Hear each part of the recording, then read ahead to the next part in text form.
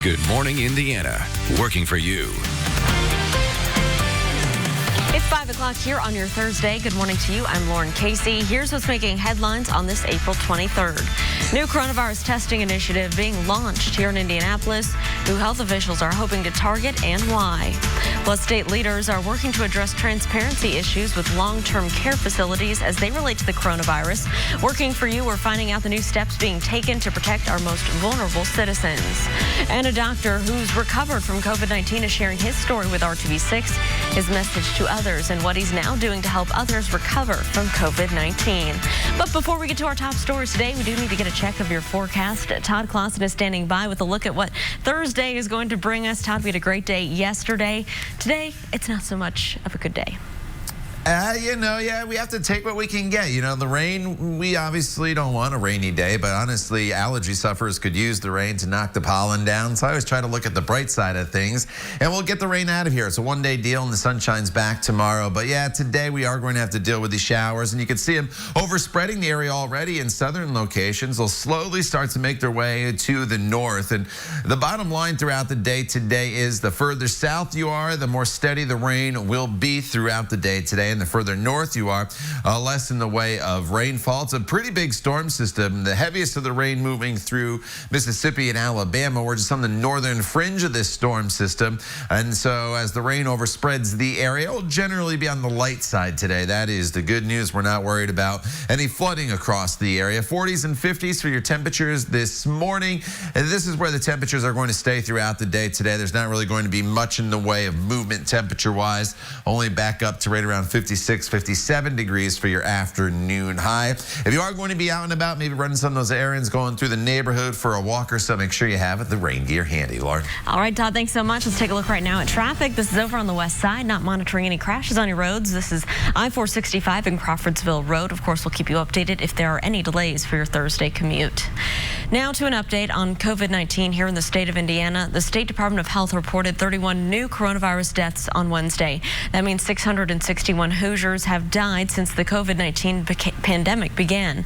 Additionally, there are 394 new coronavirus cases, bringing the total number of cases statewide to 12,438. 69,470 people have been tested for COVID-19. While the number of new coronavirus cases is lower than what we've recently seen, the state says it's part due to a technology issue. They say these lower numbers should not be interpreted as a decline in new infections. And a new coronavirus testing initiative is being led by the city of Indianapolis. Our Alyssa Donovan is joining us live this morning with the latest details on this push. Alyssa, good morning. Good morning, Lauren. So the goal of this new initiative is to bring more testing to communities who are disproportionately impacted by the coronavirus. And we're going to hear more about that this morning right around 10 a.m. from some city leaders and state leaders. According to the state health department, African Americans make up nearly 17% of COVID-19 cases in Indiana, but just under 10% of the population. State and city leaders have been working with the Indiana Minority Health Coalition, the Indiana Black Expo, the Indiana Latino Expo, and the Indiana Native American Commission, as well as the LGBTQ community to improve availability of testing. Our Office of Minority Health has hosted a series of webinars and focused on COVID-19 to better inform our minority communities about best practices, coping strategies, social determinants of health as they pertain to this novel coronavirus.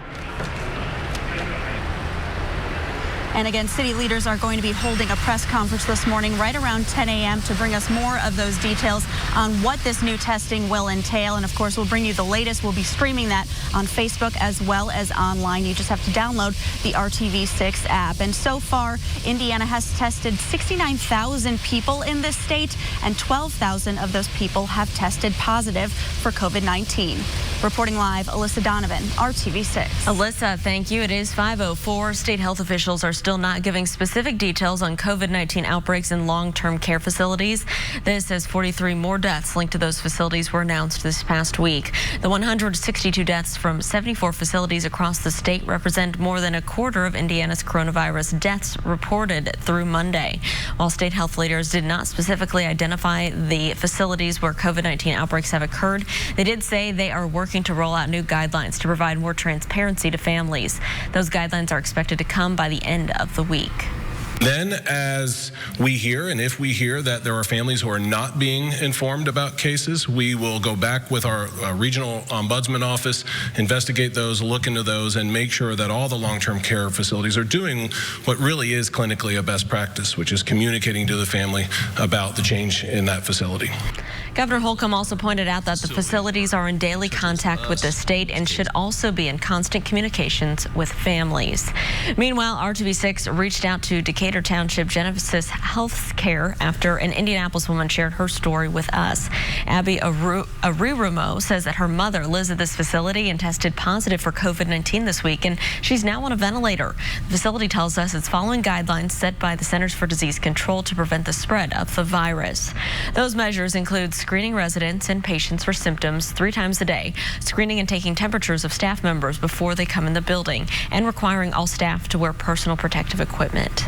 Doctors across the country are hopeful that a new treatment method to fight COVID-19 is working, and now they're asking anyone who survived it to get involved in the fight against this disease. Our Kelsey Anderson is joining us with what you can do right now to help. Kelsey.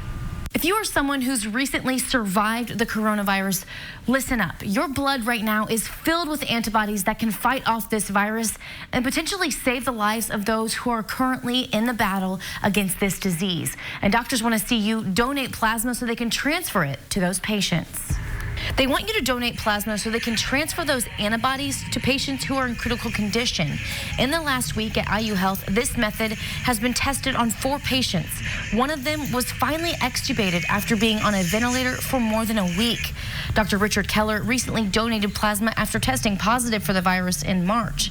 He says the experience was quick, easy, and safe. But it was, they checked our temperature before we went in, questioned us if I was sick or not.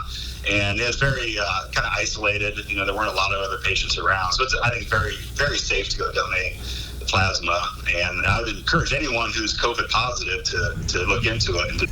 Dr. Keller says the entire experience took about an hour, and it feels good to know he's helping even more in the fight against this virus.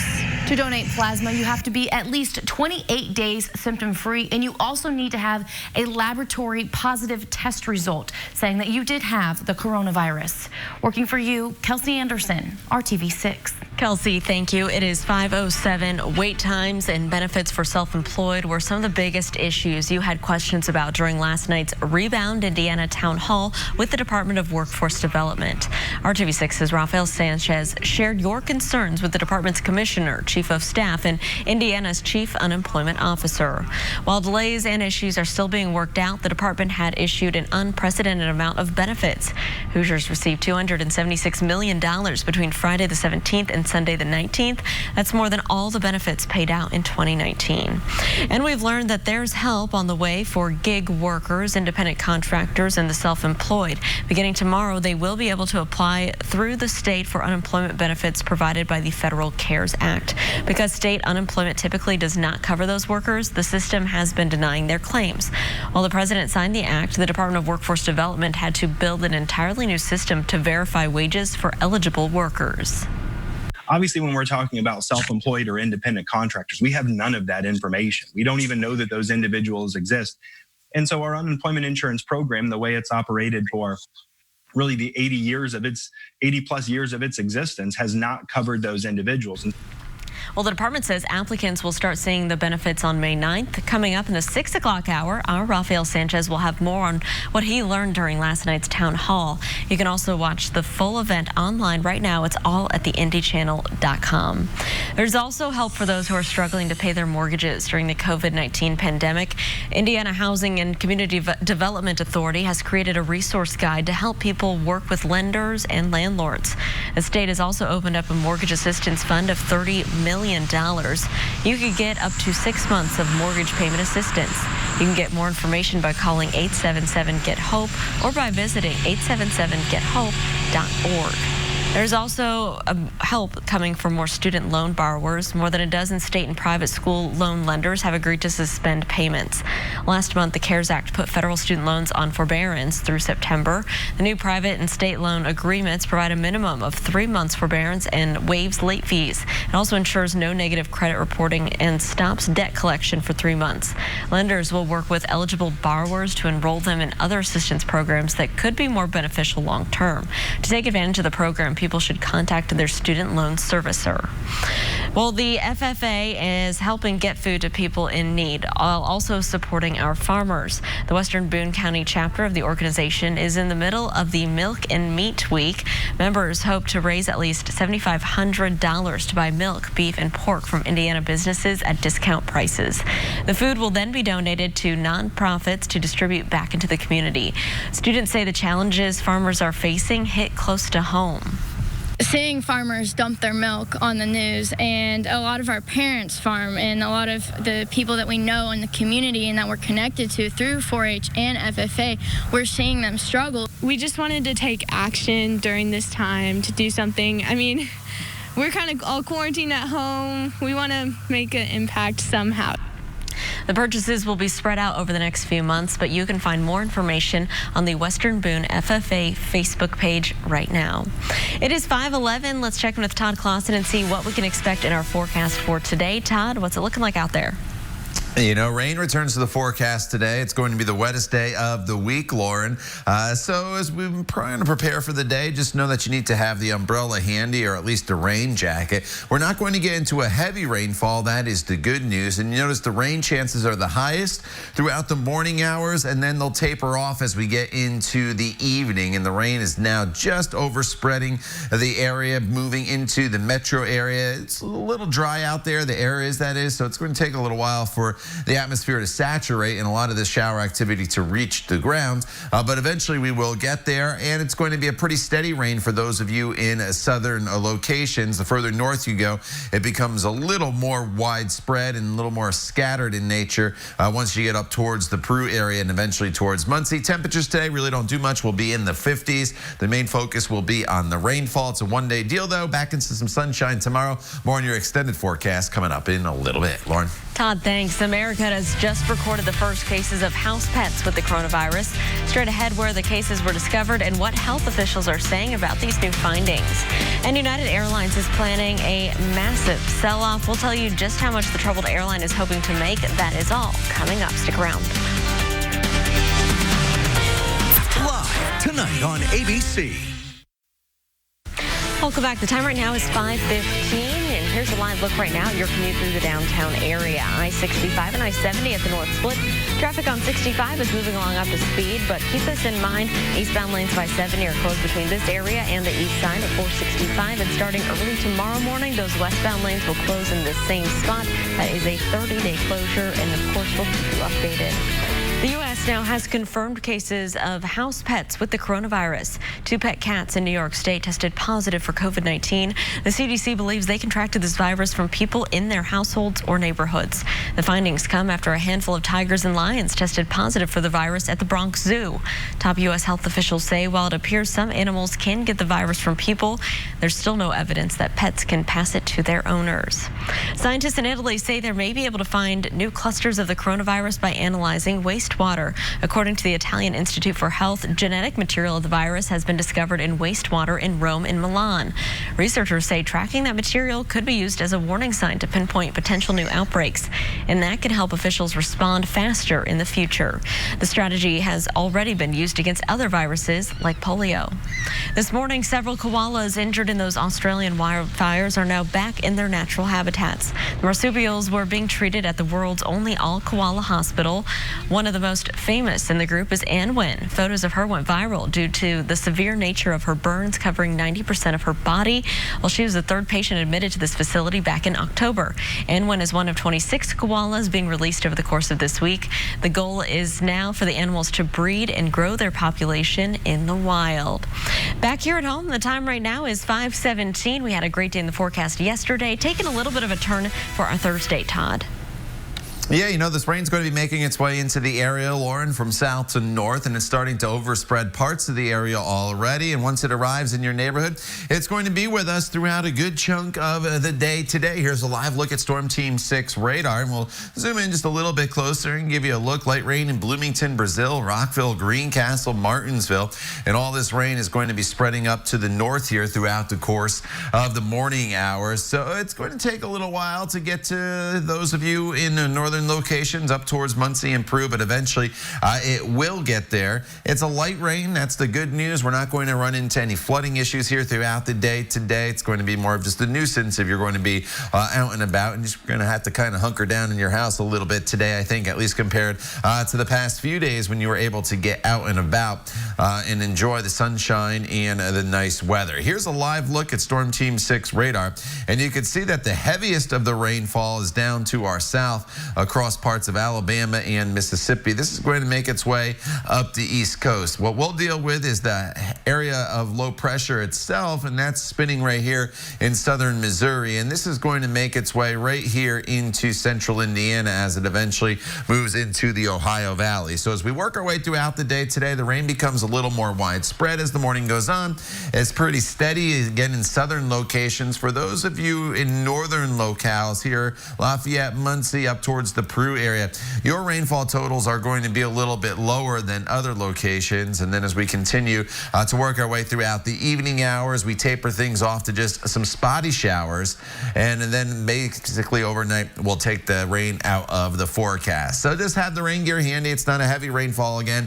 We're looking at maybe a quarter inch of rain in the metro area, a little more to the south, a little less up to the north. Temperatures in the 40s and 50s. Normally, if we were at this point in the morning, it would be a pretty good forecast going forward.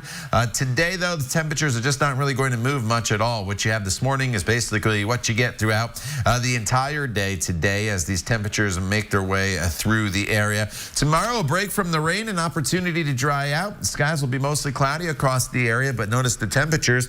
It's warm once again as highs will be up into the 60s. None of the questions. Some locations tomorrow could get close to that 70-degree mark. And then as we look ahead to the weekend, Saturday, rain returns. It's another potentially wet day for us with a high temperature of 56 degrees. And then on Sunday, it's not a bad day. Just some showers in the morning and then turning sunny in the afternoon with a high of 60.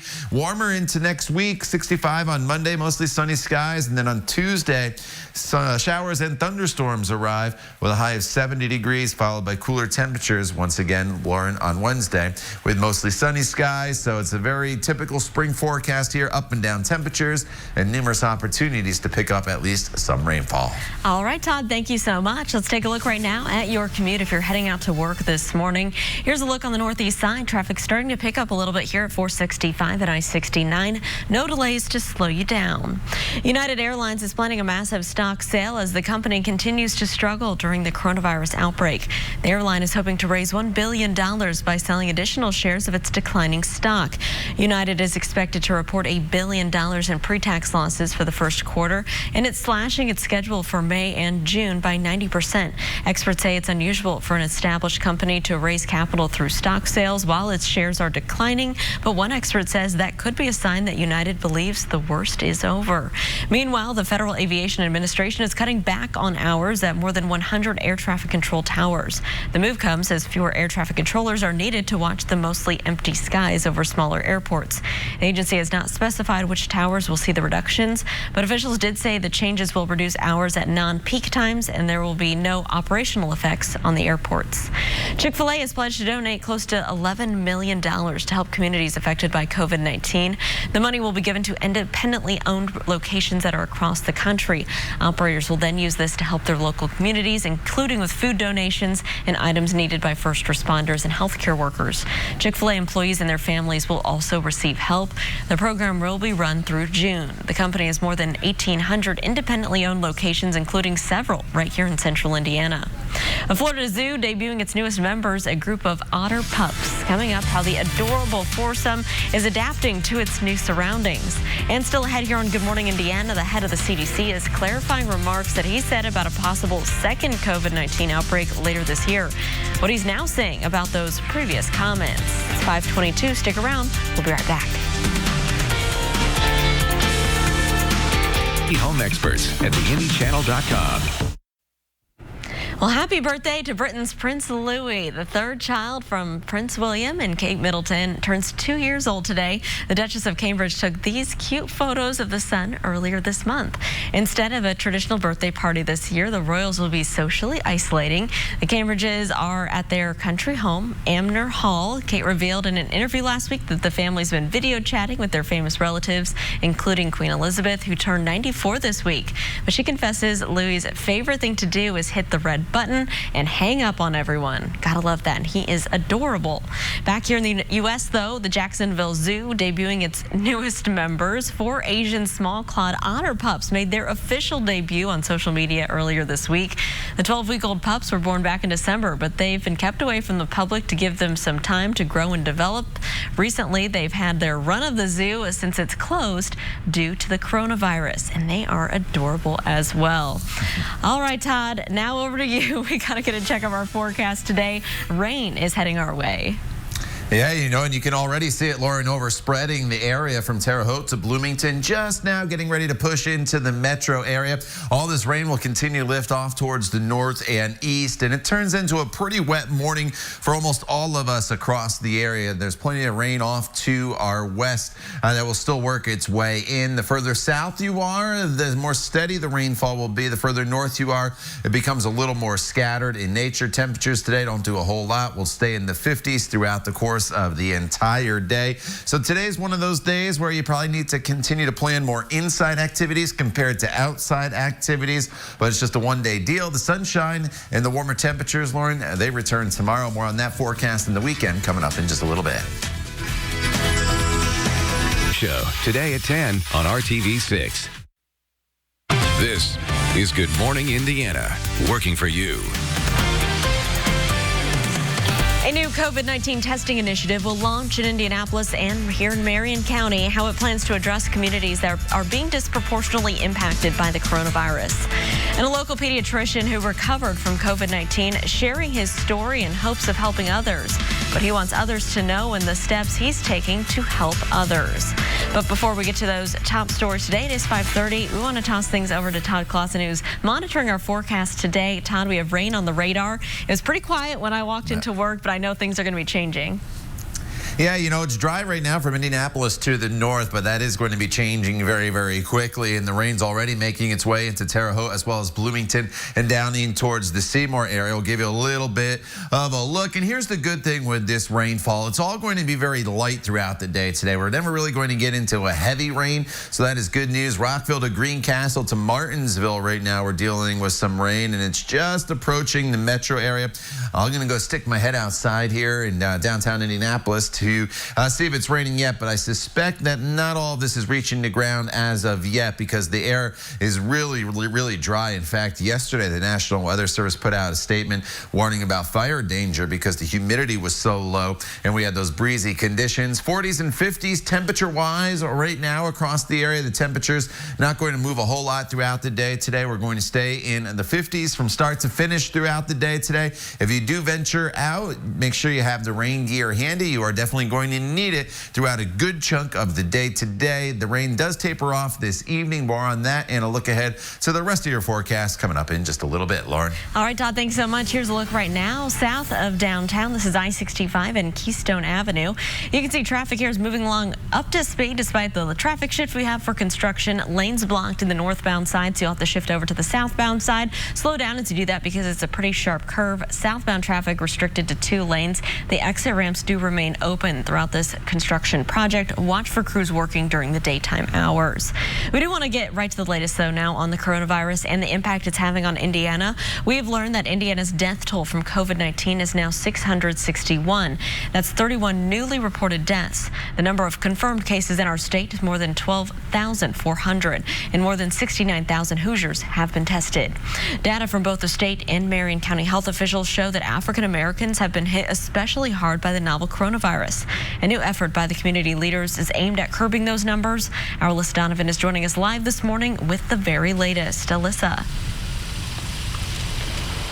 Good morning, Lauren. So 10% of the population in Indiana is African American. However, 20% of the COVID-19 deaths in our state have been among that community. So that disproportionate number is triggering some changes and some efforts by city and community leaders here in Indianapolis. Specifically in Marion County, 40% of COVID-19 deaths have been African Americans. That's why city officials are taking steps to bring more testing to populations who are impacted by this virus. Health officials have been working with the Indiana Minority Health Coalition and other organizations to improve testing availability. State leaders are also working to create more access to sites across Indiana where individuals can easily go and get tested. It is something that does still require usually a nasopharyngeal swab, which usually requires the personal protective equipment to be able to do that testing, and making sure that they actually have the swabs and the viral transport media to do that. So that may be a barrier to some of them, and we are working to make sure that we identify those gaps and those barriers and remove those to the best of our ability. And other states and cities have released similar data showing that African Americans make up a disproportionate number of COVID-19 cases and deaths. Mayor Joe Hogsett, along with other city leaders, will be announcing more details on this new initiative today at 10 a.m. And of course, we will bring you the very latest. Reporting live, Alyssa Donovan, RTV6. Alyssa, thanks. This pandemic can be especially hard on the most vulnerable in our communities. So we checked in with Indianapolis-based Anthem Medicaid about how that organization is working to connect its members and provide a little relief to people in need during this time. Kimberly Roop is the president of Anthem Indiana Medicaid, who tells us they've been working to check on the most vulnerable members of our population during the stay-at-home order. Representatives have made thousands of calls to check on people, especially with those chronic medical conditions, mental health issues, and disabilities. They've also removed copays and coinsurance for COVID testing, and they've relaxed prescription refill rules. Anthem also provided a $1 million rapid response loan fund to assist small businesses during this time. And so here at RTV6, we are looking at ways organizations are helping Hoosiers rebound out of this pandemic. So we asked Roop, what are some tangible things people can do if they come across some uncertainty with their health coverage? Certainly work with your employer. If it's not through your employer, work directly with your insurance company. And then certainly when it comes to Medicaid, I mean, we're here to help serve our customers. Call the number on the back of your card, and just share with them and be very candid about the situation that you're in. Roop tells us that she believes some good can come out of this difficult time. One thing is telemedicine. She says more people are getting connected to medical help right from their home. And plus, she says, just as Anthem has donated PPE and other supplies, it's really encouraging to see how communities come together during these trying times. It is 5:36. Wait times and benefits for the self-employed were some of your biggest issues that you had questions about during RTV6's Rebound Indiana Town Hall with the Department of Workforce Development. Rafael Sanchez shared your concerns with the department's commissioner, chief of staff, and Indiana's chief unemployment officer. While delays are still being worked out, the department has issued an unprecedented amount of benefits. Hoosiers received $276 million between Friday the 17th and Sunday the 19th. That's more than all the benefits paid out in 2019. But the department says it's not concerned about running out of the benefit funding. Nobody should be worried about the state running out of funds here. There's an agreement that the state has with the federal government, and should our unemployment insurance trust fund run out of money, we would immediately turn on an agreement with them that allows them to advance us money to pay the claim. More than 200,000 Hoosiers are currently receiving unemployment benefits. They're asking those who survived the coronavirus to donate plasma. It's been tested on a few patients. And so our Kelsey Anderson is joining us now with how they're working on this right now. Kelsey, good morning. Hey, good morning. So for someone to donate plasma, they have to be symptom-free for at least 28 days. And that's why health experts are hoping to see a ramp up in plasma donations this week as people continue to beat the coronavirus. I had a little bit of a sore throat, and I developed a very minimal cough that lasted about a week.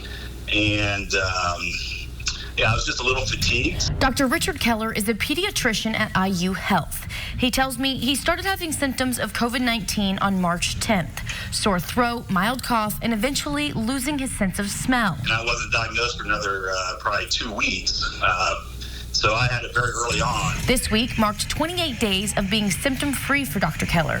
So he made a trip to the Indiana Blood Center to donate his plasma filled with antibodies to fight the virus. They put an IV in is the worst part, and that takes about 45 minutes.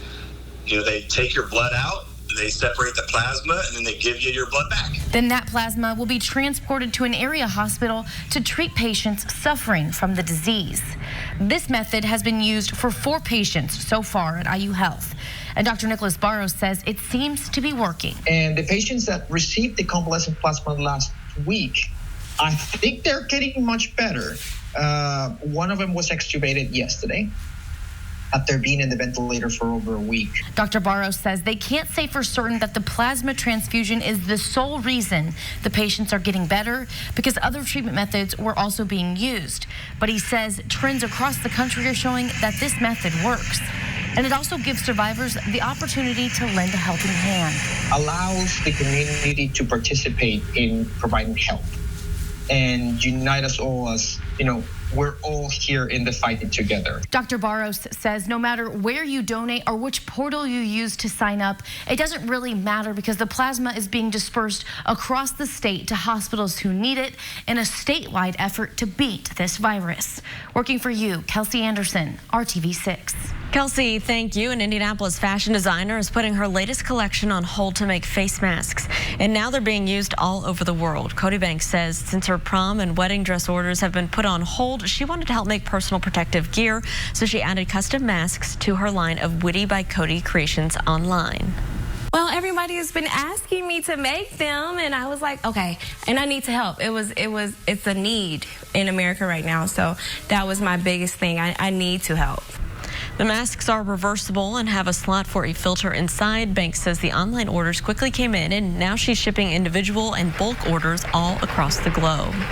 It is 5:39. Let's get a check of our forecast right now with Todd. Todd, is there going to be any time people can get out and about today? You may be able to pick your times. One of those times is right now for those of you in northern locations where it's still dry across the area. But if you are heading for that walk or for that run through the neighborhood, it's going to be a slow go of it, I think, later on this afternoon as you start to make your way down. The pavement there and the sidewalks will give you poor conditions from 7 a.m. through about 2 p.m. That's when we deal with the steady rainfall. And you can see the alert on the side of the watch there. The alert today is the rainfall. And then once we get past 3 p.m., we'll start to taper things off to more in the way of scattered showers. And here's the rain. You can see it starting to overspread the area, but there's plenty off to our west. That's all going to have to work its way through the area during the day today. While the rain will be fairly steady, it will also be fairly light. That is the good news. No real concern for flooding today across central Indiana. Tomorrow we get a break, but more rain's on the way for the weekend. That forecast coming up in just a little bit. Lauren. All right, Todd, thanks so much. The head of the CDC is attempting to clarify his stance on an expected second wave of COVID-19. Straight ahead, what he and other health officials are now saying that Americans can expect it later in the year. And the Census Bureau is rolling out new questionnaires. That's coming up. We'll have the details on the new questions that they are asking. It is 5:41. Stick around. We'll be right back. Candy Crush. Play now. Explosive weather erupted across parts of the nation's heartland on Wednesday. Tornadoes were reported in Oklahoma, Texas, and Louisiana. One storm teacher in Oklahoma managed to snap the photos here of a twister that just crossed the path of a rainbow. While the tornado and the rainbow made for a stunning rare view, it was still a tragic storm. Officials say at least 2 people were killed. This morning, they are still assessing the damage. The coronavirus has completely upended the first half of 2020. Health officials say it will likely pose a threat later in the latter half of the year as well. John Lawrence has more. The head of the Centers for Disease Control and Prevention attempting to clarify his stance on an expected second wave of COVID-19. I think it's really important to emphasize what I didn't say. I didn't say that this was going to be worse. On Tuesday, Dr. Robert Redfield told the Washington Post, quote, "There's a possibility that the assault of the virus on our nation next winter will actually be even more difficult than the one we just went through." Because we'll have flu and coronavirus circulating at the same time. President Trump says Redfield is talking about a worst-case scenario and that the U.S. is better prepared now. If we have pockets, a little pocket here, then we're going to have it put out. It goes out, and it's going to go out fast. We're going to be watching for it. But it's all possible. It's also possible it doesn't come back at all. But many in the medical world say the virus isn't going to fade away. There will be coronavirus in the fall. Ultimately, a vaccine may inoculate us against the virus, which would be great and a real significant development. But this is part of our human environment now. Some states, including Georgia, are getting ready to start allowing some businesses to reopen despite the current threat. Other states like Louisiana may not be back in business soon. Yeah, of course I'm worried. I don't want to get it myself. I've been staying inside like to see, following the rules. I ain't ready to die. I'm John Lawrence reporting. Well, the seas are officially empty of large cruise ships. The last major ship to sail since the COVID-19 outbreak began has officially docked in Genoa, Italy. The Costa Deliziosa docked Wednesday afternoon after having issues with rough seas while trying to dock on Tuesday. The first 540 passengers disembarked yesterday. The remaining 897 are set to disembark today. As of now, the ship does not have any reported or suspected cases of COVID-19. At 5:46, we got to get a check of our forecast. Todd, we have rain on the way to central Indiana.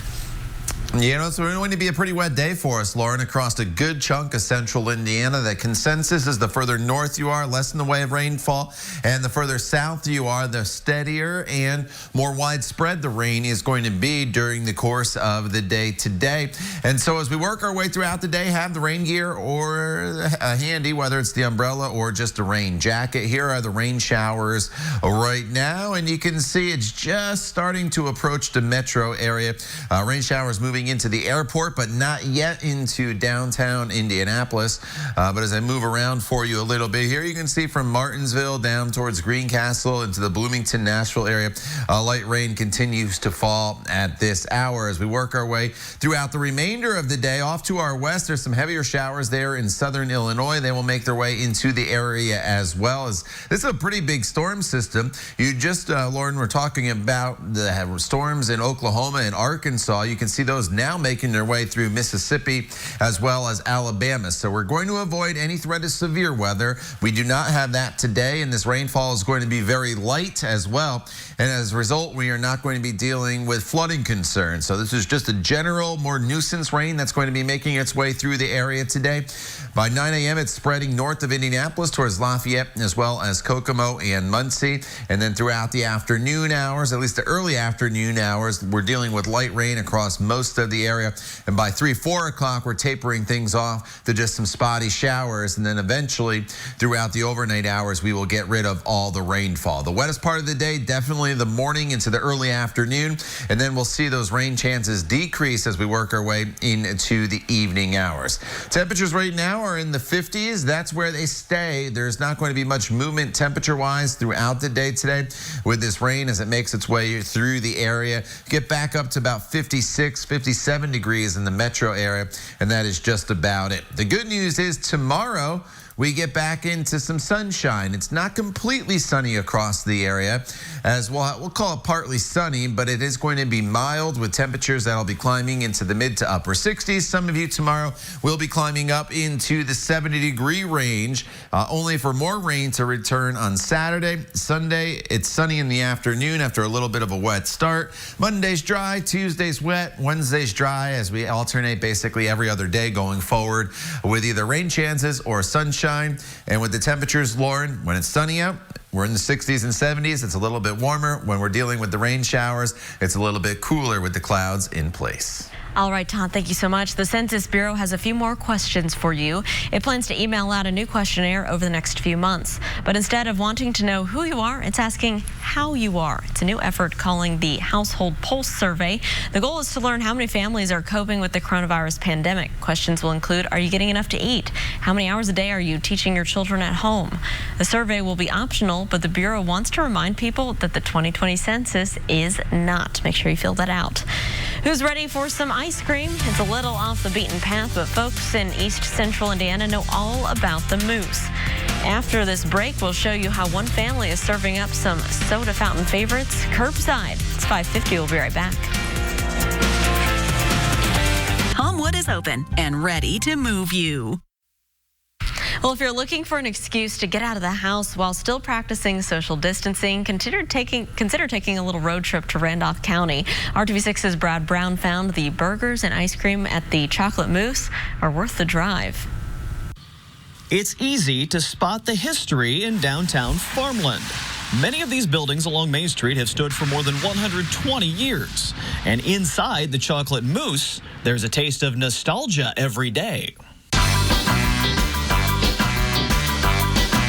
In a community where there aren't a lot of businesses, fortunately we're on a highway, so we still see traffic go through, but I think overall it's a little quieter.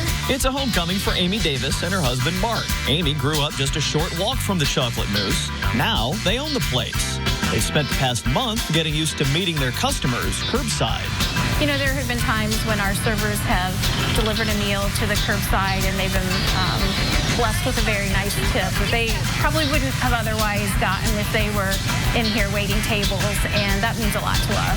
It's been really encouraging to have people come up and say, and thank us for being open, thank us for allowing them to come and service them and a place to come to eat. For decades, the Moose's menu of diner favorites has brought people from Farmland and way beyond. The main event is in the old-time soda fountain and ice cream menu. Phosphates, malts, shakes, sundaes, green rivers. You can get most of those to go now as well. I find that people are ordering the basics. Cheeseburgers, bacon cheeseburgers. Tenderloins is one of our favorites. And so they're ordering what they're familiar with. Or even if they're not familiar with, they've read that, hey, this is really good, let's try this. We try to put something out there every day, just kind of keep the Chocolate Mousse in the mind of our customers, even if they're thinking, oh, I'm driving home from work, and I can just pop through and pick up dinner. As time's gone on, I've seen people that haven't been in here that have come by. So I'm getting some new customers because their options are limited and maybe they haven't tried this yet. Big thanks to the whole crew up there. By the way, the bacon cheeseburger was an A+. They've got T-shirts as well. That's pretty great, don't you think? Amy and Mark are hoping to have the shop open soon so they can serve up some proper banana splits as summer gets here. For more information about their hours, their menu, and their specials, check out the Chocolate Mousse Farmland on their Facebook page. Working for you, Brad Brown, RTV6. Oh, great story there, Brad. Thank you so much. RTV6 and the Indy Chamber of Commerce have joined together as we work to protect Indiana businesses. You can find out more about the Chamber's Buy Indy effort on our site, theindychannel.com/open, and discover more businesses that are still open to serve you. Todd, every morning these stories make me so hungry. Still have a little while to wait until breakfast, though. I know. I don't have the TV on. I didn't see Brad's story there, but I love the music. And as Brad always does, he makes everything sound so good. So I'll have to check it out. Bacon cheeseburger sounds pretty good right at this hour, as I just had some bland oatmeal for breakfast. All right, 56 degrees in Indianapolis right now. It's 50 in Kokomo. Those temperatures won't move much. You see the rain overspreading the area from south to north. This will be the trend throughout the day today. It's a fairly steady rainfall this morning, and then it tapers off this afternoon. The heaviest of the rain throughout the day today will be in southern locations. The bottom line is no matter where you are today, if you are running errands or walking through your neighborhood and going to be out and about, make sure you have the rain gear handy.